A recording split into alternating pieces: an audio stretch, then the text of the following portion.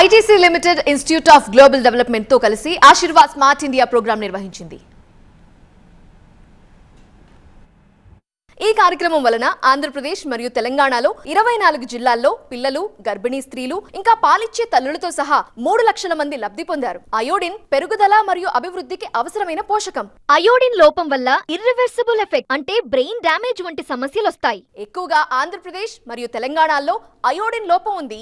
ఈ కార్యక్రమం మాస్కోట్స్ బుద్ధి గర్ల్ మరియు బుద్ధి బాయ్ తో Aashirvaad smart India programme iodine deficiency disorder లాంటి సమస్యపై దృష్టి పెట్టింది.